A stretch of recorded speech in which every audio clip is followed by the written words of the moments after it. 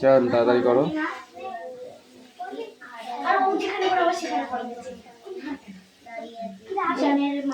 এই ওসব কি ভাষা? যেটা পরীক্ষা হবে সব করতে হবে, আমি সব ধরবো।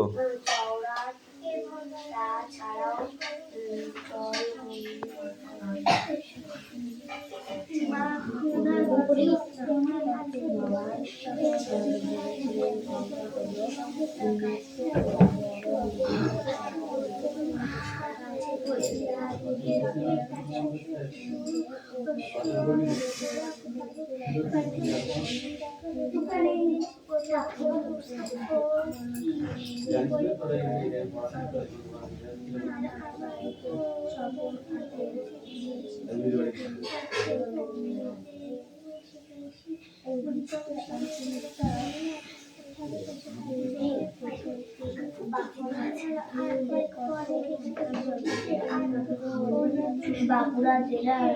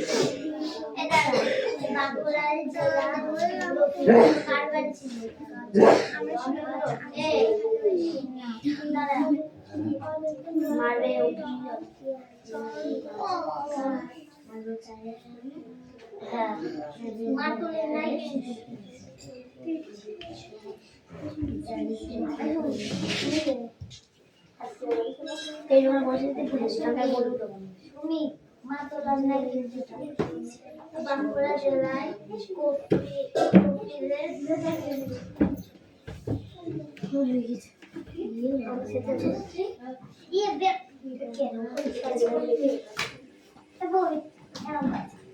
এই তো রিয়াজ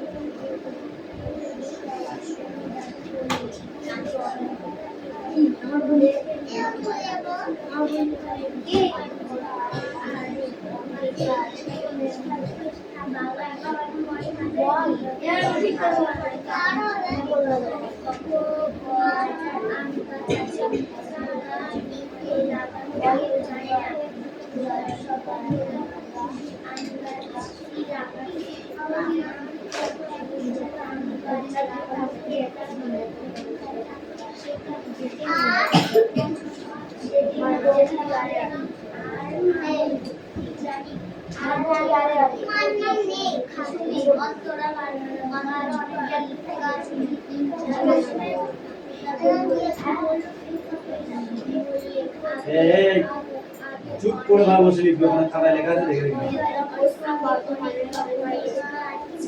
অনেক সময় থেকে বাংলা শুরু যত তাড়াতাড়ি লিখবে তত তাড়াতাড়ি বুঝবে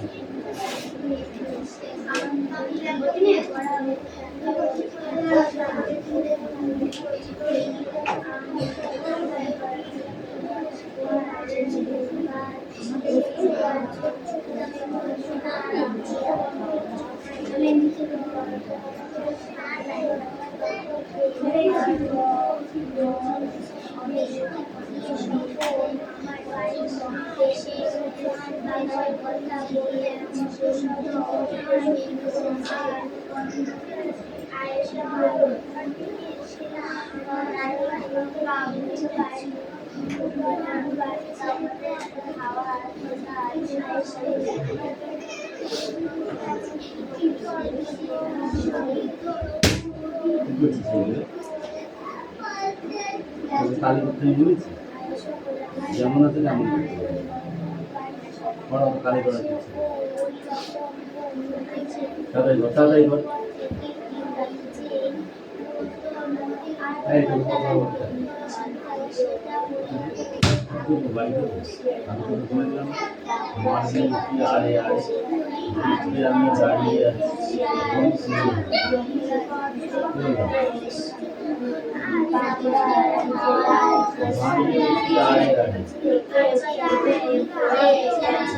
আমি দাঁড়িয়ে আছি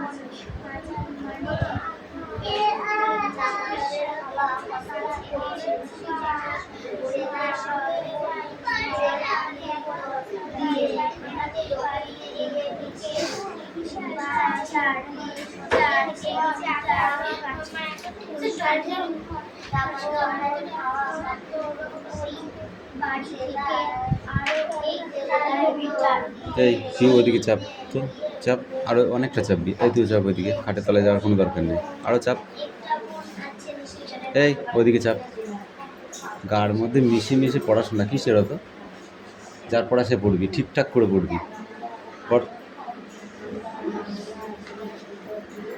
আর এই শুয়ে পড়ার কী আছে রে পড়ার সময় চোখ খারাপ তোর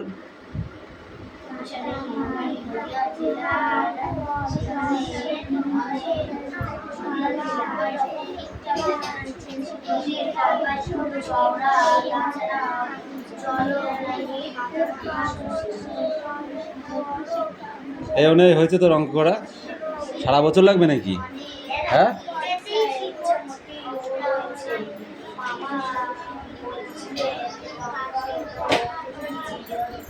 ফটাফট অঙ্ক করে নিয়ে আয় এই রিজু তুই দেখার জন্য ওর কাছে এসছিস সর্বদিক সব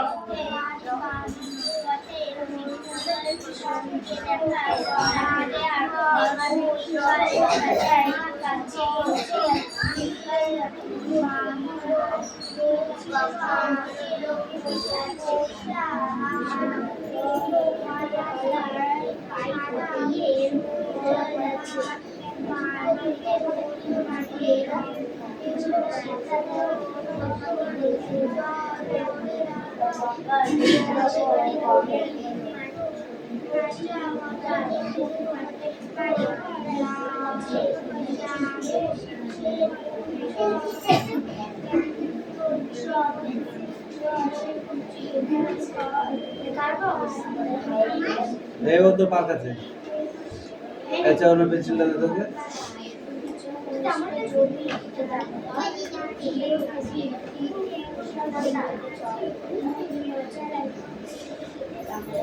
চল তাড়াতাড়ি করো অনেক দেরি হয়ে গেল বুঝেছো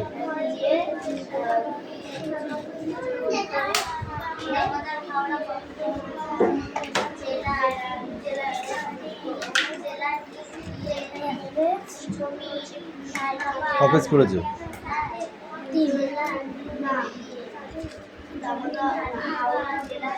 দাও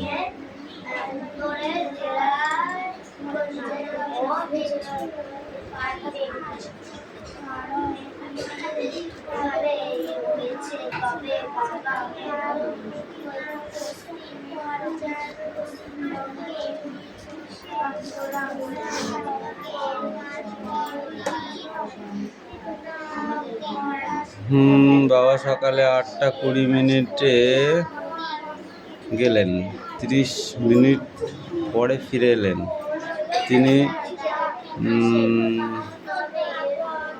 তিনি বাজারে গেলেন 8:20, 30 মিনিট পরে ফিরে আসলেন। তাহলে মোট হলো 8:50। তিনি সকাল থেকে 8:50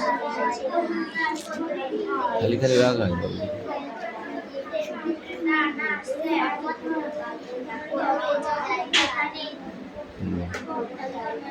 আমি বিকাল 4:25 খেলা শুরু করি, 30 মিনিট খেললাম, হলো 55 মিনিট হবে তো। তুই এখানে 50 মিনিট করেছো কেন? 5:05 হয় আর 3 আর 2 5 হয়, তাহলে 55 হয় না? এটা ঠিক করতে হবে। এরকম করলে তো পরীক্ষার আর নাম্বার পাওয়া যাবে না। হ্যাঁ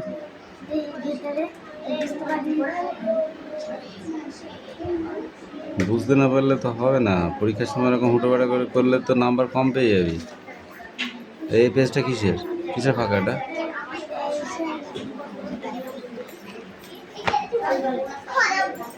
দাদা গল্পের বই পড়া শুরু করলো 8:05, 45 মিনিট পড়লো, তাহলে 45 আর 5 50।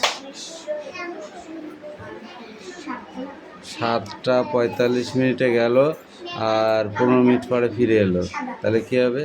5 5 10 0 হাতে 1 4 5, তাহলে কত হচ্ছে? 4 1 5, তাহলে কত হলো? 7:53। সুতরাং 1 ঘন্টা হয়ে যাচ্ছে না? তাহলে 1 ঘন্টা সমান 60 মিনিট।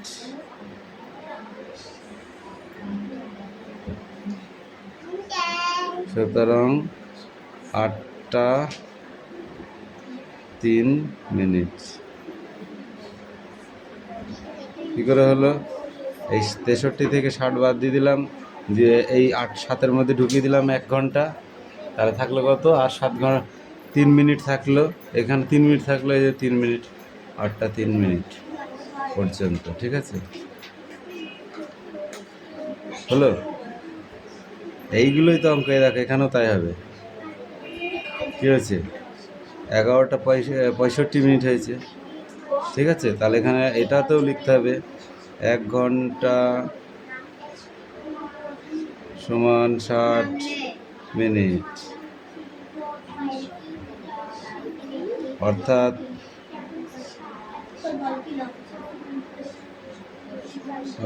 কী হবে? 65 মিনিট, অর্থাৎ কত থাকছে? তাহলে 65 বিয়োগ 60 সমান কত হচ্ছে? 1 ঘন্টা 15 মিনিট, তাই তো? 15 মিনিট, তাহলে 11টা আর 1 ঘন্টা কত হয়? 12টা। 12:15 মিনিট। এটা না করলে অঙ্ক কেটে দেবে। বুঝতে পেরেছো?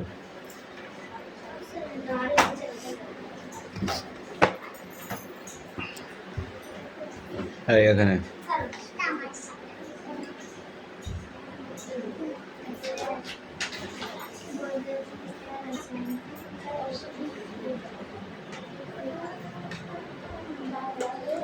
মাঠে ভূমির ঢাল কিভাবে বুঝিয়ে দেয়? কয় দিকে বুঝিয়ে দেয়? একদিকে না দুই দিকে? একদিকে? কয় দিকে বুঝিয়ে দেয়? পিউ কয় দিকে বুঝিয়ে দেয়? ভূমির ঢাল কয় দিকে বোঝা যায়?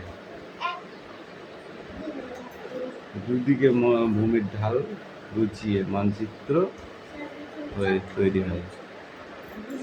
কয় দিকে? দুই দিকে। সেই দুই দিকটা কোন কোন দিক বল? উত্তর থেকে দক্ষিণ দিক।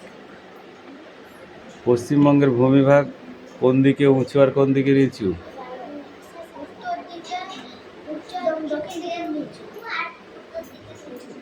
উত্তর দিকে নিচু আর দক্ষিণ দিকে উঁচু। হ্যাঁ হ্যাঁ,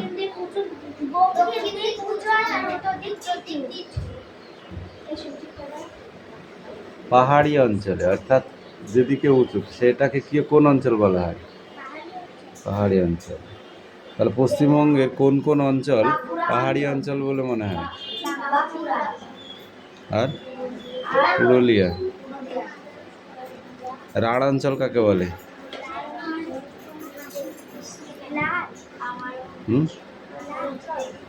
কি লাল? আমি বলছি রাঢ় অঞ্চল কোনগুলো? বাঁকুড়া জেলার পশ্চিম দিক থেকে পূর্বে বয়ে গেছে কোন নদী? দ্বারকেশ্বর। আর দক্ষিণ দিকে বেগে কোন নদী হয়েছে? দ্বারকেশ্বরই আবার দক্ষিণ দিকে বেয়ে হয়েছে হুগলি নদী। আর শিলাবতী নদী কোন দিকে গেছে? তুই বল বৃষ্টি। শিলাবতী নদীটা কোন দিকে গেছে?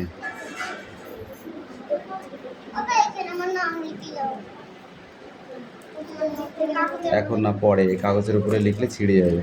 কাগজটা থাকলে তোমার এই বোর্ডটা ভালো থাকবে। আমি পরে লিখে দেবো, রাত্রিবেলা যাও।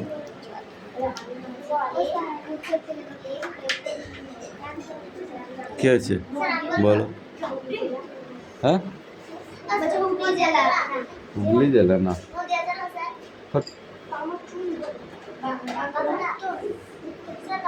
কি বললাম আমি? বল। শিলাবতী দক্ষিণ পূর্ব দিকে। দক্ষিণ পূর্ব দিকে। দক্ষিণ পূর্ব দিকে। কোন অঞ্চলের মাটি বেশি উর্বর? কোন অঞ্চলের মাটি বেশি উর্বর যাতে ভালো ফসল হয়?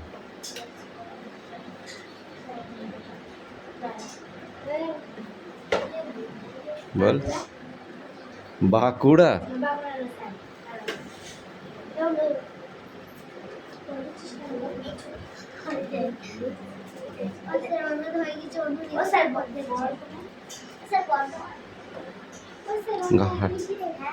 মেদিনীপুর। মেদিনীপুর ঘাটাল এর কাছে তারা মিলেছে।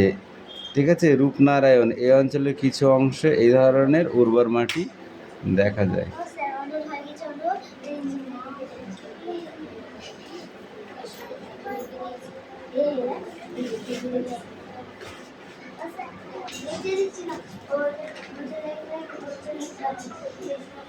এই হুগলি কাছাকাছি দামোদর নদ কোন নদের সঙ্গে মিশেছে? তুমি বলো। হুগলির কাছাকাছি দামোদর নদ কোন নদের সঙ্গে মিশেছে? বল, কোন নদের সঙ্গে মিশেছে?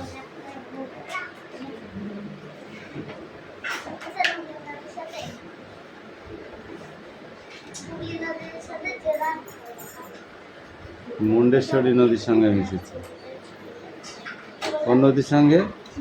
নিত্যবাহী নদী কাকে বলে? Don't talk. নিত্যবাহী নদী কাকে বলে? বল বল বল, কি বল, তাড়াতাড়ি বল। নিত্যবাহী নদী কাকে বলে?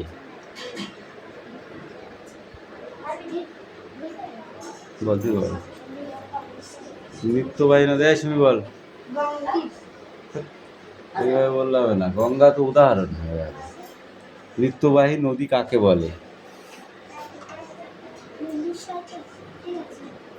বরফ গোলা জলে পুষ্ট নদী, যে নদীর জল সবসময় বয়ে চলে তাকে নিত্যবাহী নদী বলে। আর অনিত্যবাহী নদী কাকে বলে তুই বল? স্টপ। অনিত্যবাহী নদী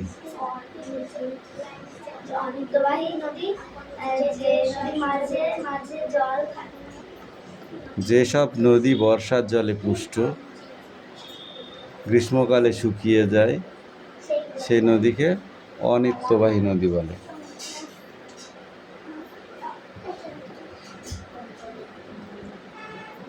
অনিত্যবাহী নদীর উদাহরণ বলো।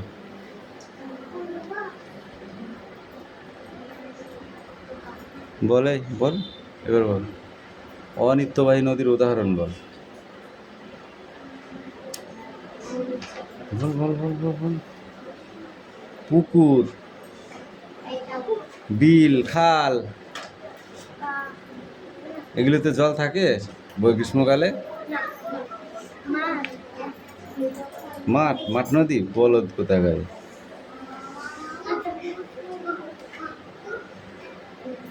চূর্ণী নদী কোথা থেকে শুরু হয়েছে আর কোথায় গিয়ে মিশেছে?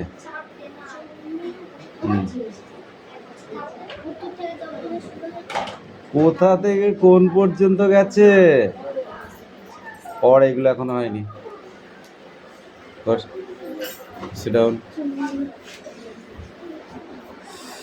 তুমি তোমার কাজ করছো না, তুমি শুধু বদমাইশি করে যাচ্ছে, আমি সেই থেকে দেখে যাচ্ছি। এটা তো ঠিক না রিয়াজ, বুঝলা? তোমাকে কত বোঝাবো আমি, তুমি তো ভালোই বোঝো।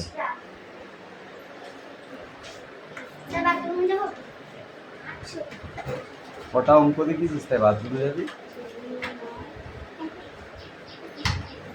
দাঁত কটা খুলে দেবো একদম।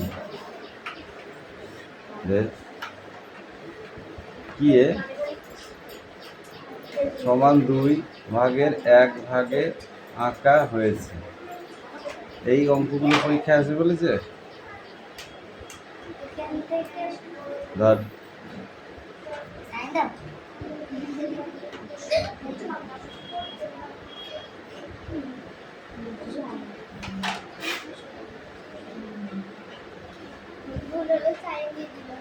ভুল কি ওখানে, ও তো দেখে দেখে লেখা ছবি।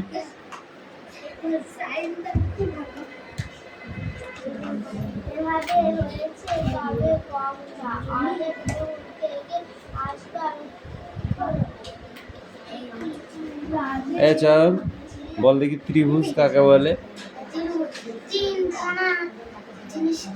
তিন কোণা চিত্র, লেখো চিত্রকে কি বলে? চতুর্ভুজ। 4টি বাহু বিশিষ্ট চিত্রকে চতুর্ভুজ বলে, 3টি বাহু বিশিষ্ট চিত্রকে ত্রিভুজ বলে। ঠিক আছে। আর কোণ কাকে বলে? 1টি বাহু বিশিষ্ট রেখাকে, চিত্রকে কোণ বলে। এই যে কোণ। ঠিক আছে। সরলরেখা কাকে বলে?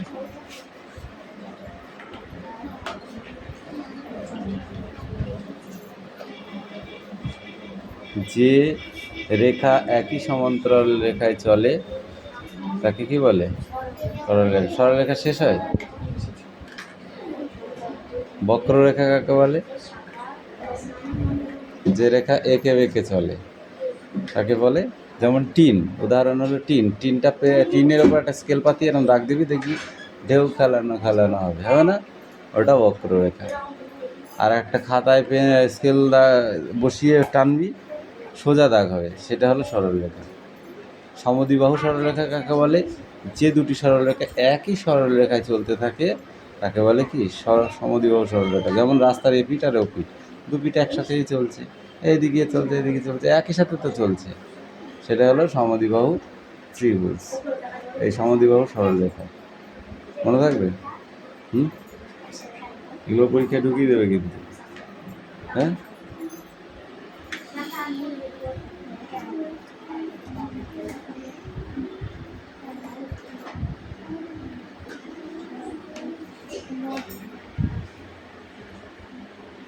আর কি আসবে বলেছে?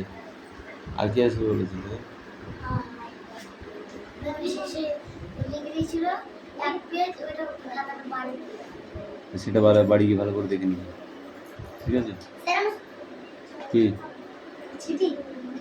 তোর তুই তো মারের এখন সবে শুরু, তুই এবার খাবি মার,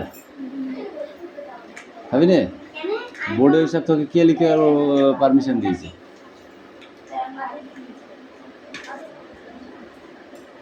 কিরে পড়া হয়নি, পড়তে দিয়েছি, আবার বদমাইশি করছিস, এটা তো বরদাস্ত করা যাবে না।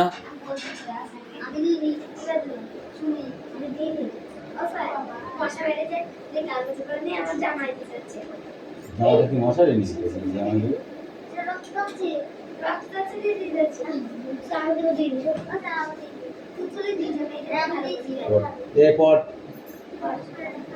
মশার সময় মশা হবে না, গরমের সময় গরম লাগবে না, শীতের সময় শীত লাগবে না, তাই হয়?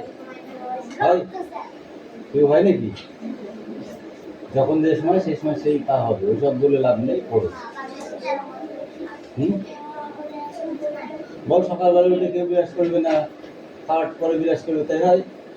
তাহলে সেটা যখন হয় না তাহলে এগুলো হবে না। দিনের পরে রাত আছে, রাতের পর আবার সকালে যাবে, তাই না? তো মশা এখন আছে, কিছুদিন পরে আর থাকবে। হ্যাঁ, ওদের কি লাভ? আমাদের পড়তে হবে, পড়াশোনা করতে হবে, ভালো স্টুডেন্ট হতে হবে, ঠিক আছে? হ্যাঁ, ওই মশা ফসা নিয়ে যদি ঘেটে বেড়াও না, তাহলে তাহলে এই পড়াশোনা হবে না।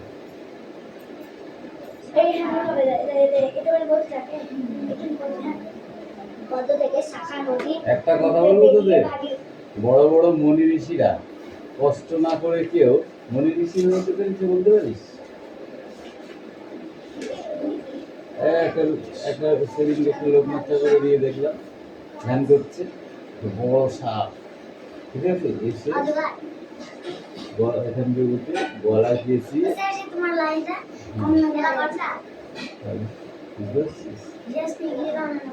দিয়ে মাথা দিয়ে গা দিয়ে ঘুরে চলে গেল, আর উনি ধ্যান করেই যাচ্ছে। যদি বলতে ঘুরিয়ে বাবা আমি তো মরে যাবো, তাহলে ওই পর্যন্ত ছিল, আর শিখিলা বোঝে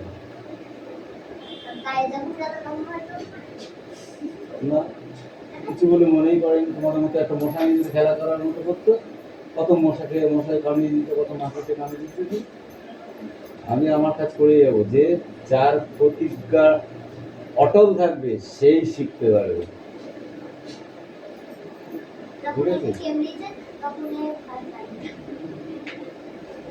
নিজের কাজে অটল থাকতে হবে, বুঝেছিস?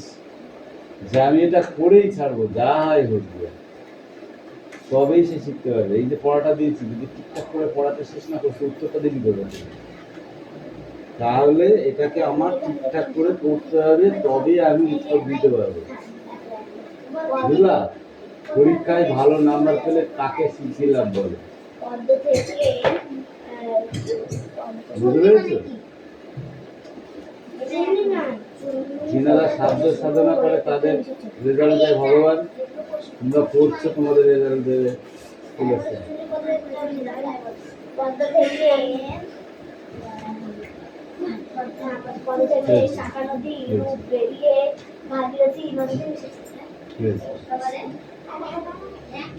আর কি আছে পরীক্ষা হয়ে গেছে, বলছিস?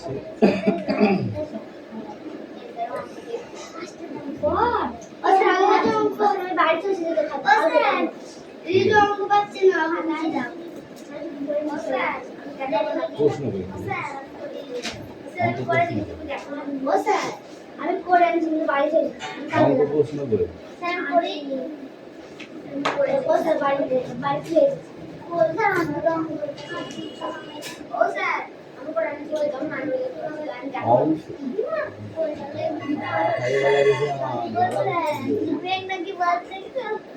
মানে বলতে আমি করে মানে বলতে গেলে বাবু বলবো মানে বলতে দেখা হচ্ছে, ঠিক আছে? আচ্ছা দৃষ্টি অনুসারে আমার স্যার আরে বই কথা জানা এখানে বললে করিস আর